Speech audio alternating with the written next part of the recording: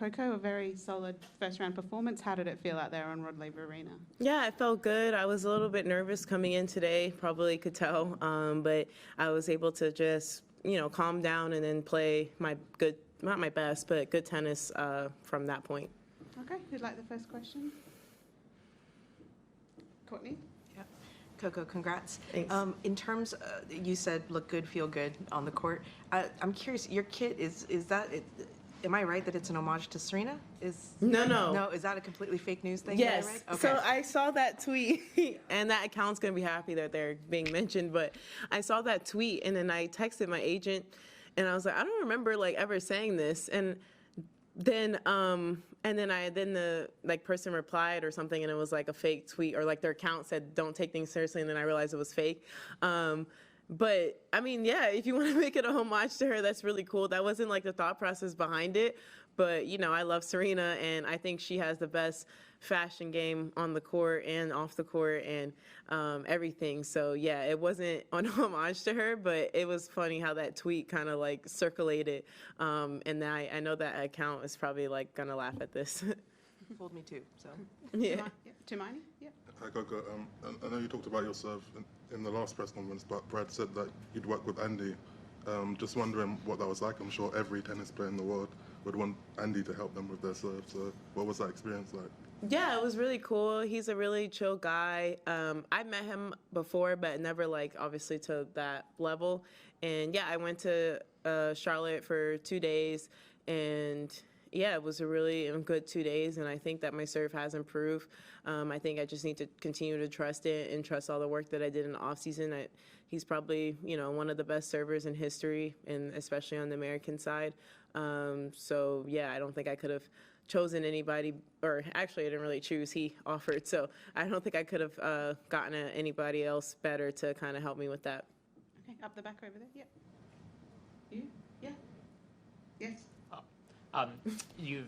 This is your last Grand Slam as a teenager, but there's many others playing in the tournament. Mira Andreeva is playing this afternoon. I don't know if you've been following her game lately, and what do you make of it? Yeah, I played her twice, both in Grand Slams, and the first time was on clay, and that was a tough three-setter, and the second time was at U.S. Open this past year, and I think she's incredible player. I think that she's going to have a great future ahead of her. I don't know her personally that well. I practiced with her once, but from what I've gotten, she's really nice and a really sweet girl. And I've seen some of her pressers, so she seems like she's soft spoken. And yeah, I didn't check who she was playing, but whoever she's playing, it's going to be a tough match for them. Simon and then Courtney. Simon. Coco, you posted about the USTA's image of I the knew US this was players, and I know you said you were bored in the middle of the night, Yes. but can you explain what happened, and have you had any contact from the USTA? Oh, so people thought I was being serious, that I was actually mad with it, and I realized TikTok humor is very different than Twitter. I saw somebody post it there's no way she's that pressed over it, and I was like, no, I wasn't mad. We looked awful. And actually, I saw Ben post first on his story, and then I DM'd Ben immediately, and I was like, what is this? And then Jess started texting me, and then we were just laughing at each person. We were laughing at Sebi's. I think Ben and Sebi had the worst ones. And then I know it was from a cartoon, and the artist did great with the cartoon. I just don't know if I want myself drawn as that art style. I said I would prefer Brad's, because they're, they look good, and they're fashion and everything, but we did not look good at all. And I don't, usually, USTA always does the seed hype post or whatever before the slams.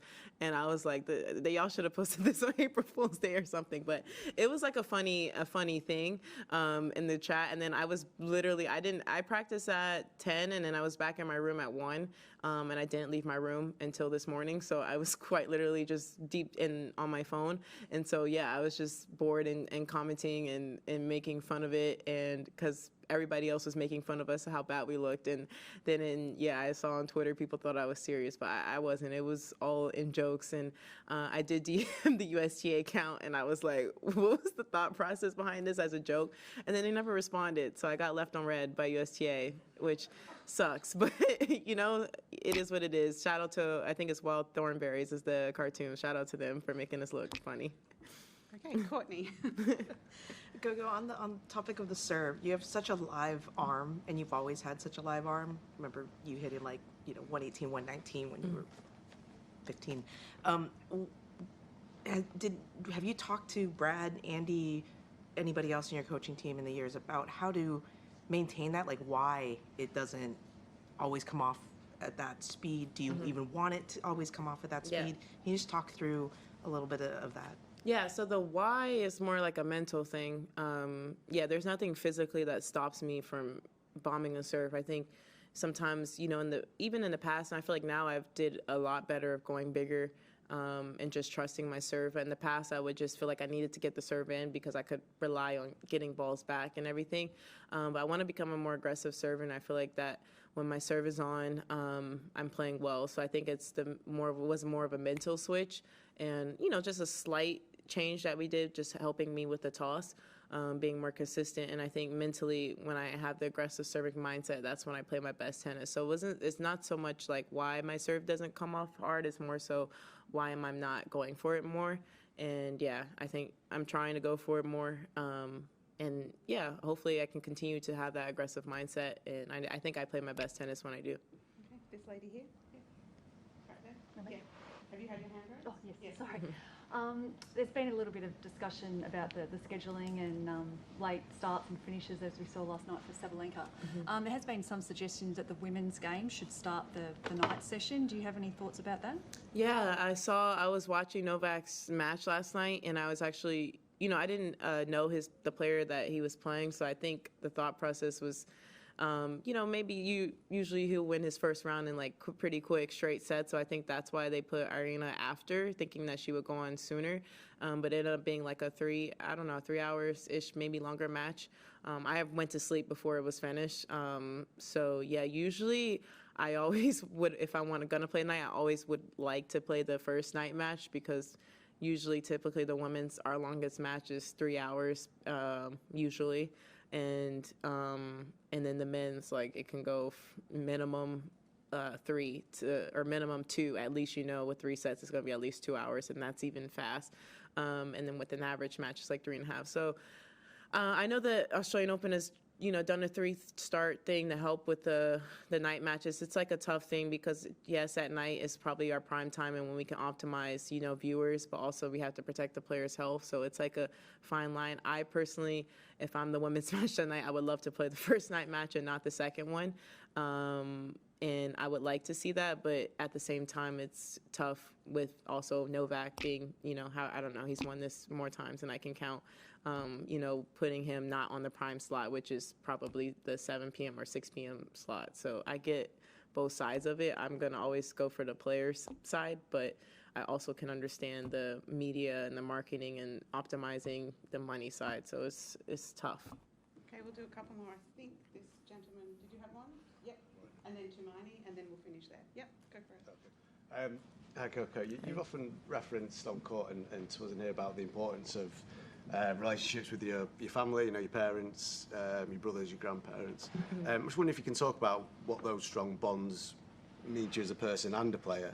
And also, when you're over here, is it difficult to keep in touch with the time difference? Yeah, it is tough keeping in touch, especially with my brothers in general. Like, Cody's 16, so sometimes he has a sister, sometimes he doesn't. Like, depends on when he wants me to exist, because he's in his cool phase right now. And the youngest one, he's 10, so he doesn't want to talk for long. He's on the game or whatever. But those relationships are like incredibly important to me, especially traveling a lot, being by yourself a lot, and I'm lucky enough that I can, have my parents come with me and my family sometimes, but it just reminds me that I'm a person, reminds me that my value is more than how I do on the court, and I think when I always remind myself about those relationships, I'm able to just play freer and know that, I have people that love me regardless of how I do. Okay, Tumani, and then over there.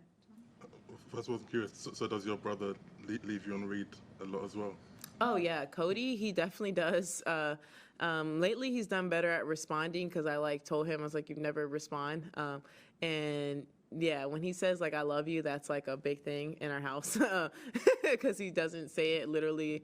The only time this year, the only time I remember him saying it was right before we jumped off the Sky Tower, and he was like, "If anything happens, I just wanted to say I love you guys," and that was the first time he told me. He told him that I loved him this year, and it's been like what 3 weeks into the year. And then the Cameron, he's the youngest one. He says it all the time, so he's more the empathetic. Emotional one, and Cody's more of the chill, but we know he loves us. We know that he has a image that he likes to have, and I get he's important that he has to keep his cool image up, on Instagram and in front of his friends. I get it. I was there at that age. Okay, last one over here. Oh, Sorry. go ahead. Sorry, Tamani. That Go wasn't my ahead. actual question. No, that's fine. You said that you stayed in your room like yesterday the whole time after practice. Is that like a preference for you in general, like the day before a slam match, or do you mix it up? I mix it up. Yesterday I was gonna go to dinner, then it was like started watching a Novak match and it was good, so I was just like, well, I just might as well stay in here, and I ordered room service and then just played cards with my family. And then there's other times where we like do mini golf or like something fun the night before. It really is just a feeling thing. Usually if I'm first on, I like to like cut the night early, but if I'm like at night, I try to actually stay up so I can prepare for the night session. Okay, last one over here. Yeah, hi Coco. Hi. Claes Widerstrand of Sweden's TT News Agency. I was wondering if you could describe like your experience from the first versus the second set, because obviously like the first set you won it and you were dominant, but in the second one, I mean, you didn't drop a game. How did you approach the second set? Did you think to yourself like I'm gonna crush it, or what was your experience of it? Yeah, I think the first set I was playing really passive, and I was nervous. So I know I was nervous. So I feel like a lot of my shots that I'm confident in, when you're nervous, it's just like always a second guessing feeling. And then finally I was able to like let go and just play free and put the ball deep. And I think what changed in the second set, I was playing much deeper. And she also made more errors too, but I think I was just playing much deeper and much freer. So yeah, I think I just freed up and everything started to fall in place. All right, thank you very much. Thanks.